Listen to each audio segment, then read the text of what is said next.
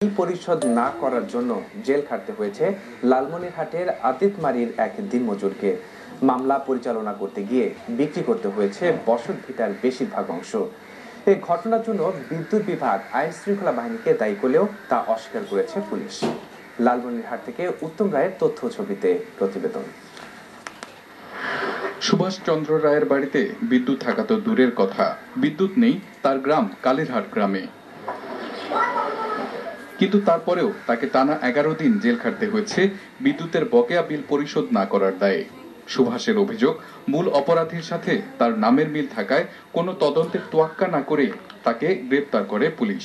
আমার বাড়ির মনে করো 3 শতক মাটি ছিল, আর বাবার মনে করো এই 3 শতক মাটি বিক্রি করিয়ে আমাকে নিয়ে আসলো। এখানে মাঠদার করলো, পরে ফিরে আবার ভেলাবাড়ি নিয়ে যায়, ওখানে আমার ঘুরেছে, এবার মাঠ দিছে।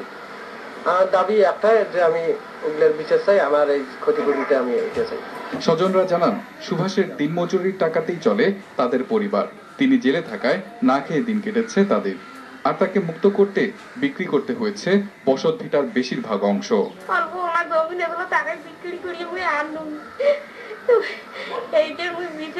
বিদ্যুৎ বিভাগের দাবি, পুলিশের গাফিলতির কারণেই মূল আসামিকে গ্রেপ্তার না করে গ্রেপ্তার করা হয়েছে সুভাষকে। পিতার নাম সম্ভবত এক হওয়াতে পুলিশ আরেকজনকে ধরছে। আমরা তাকে ধরতে পারিনি। আমাদের যে গ্রাহক ছিল তাকে যে বকেয়া রাখার কারণে ডিফল্টার হয়েছিল, তার নামেই মামলা করা হয়েছে। তবে অতিরিক্ত পুলিশ সুপারের দাবি, আসামির নাম যাচাই করার সুযোগ না থাকার কারণেই এমনটা ঘটেছে।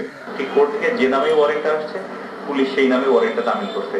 এখানে তো অ্যাকচুয়ালি ফিল্ডে যে আমাদের ওই সময় নাম ভেরিফাই করার সুযোগ নেই। আমরা ওয়ারেন্ট যে নামে কোর্ট থেকে পাইছি সেই নামে তামিল করছি। এদিকে বিদ্যুতের বকেয়া বিল পরিশোধ না করার অপরাধে গ্রেপ্তারের পর কাউকে মারধর করার সুযোগ নেই বলে জানিয়েছেন আইনজীবীরা। গত 5 মার্চ বিদ্যুতের বকেয়া বিল সংক্রান্ত একটি মামলার আসামির নামের সাথে মিল থাকায় গ্রেপ্তারের পর পুলিশ মারধর করে বলে অভিযোগ সুভাষের। মাফি ইসলাম, 71। দর্শক, দেশযোগে এবার একটা বিরতি, ফিরে এসে অন্যান্য খবরের সঙ্গে আরো থাকছে। ব্রাহ্মণ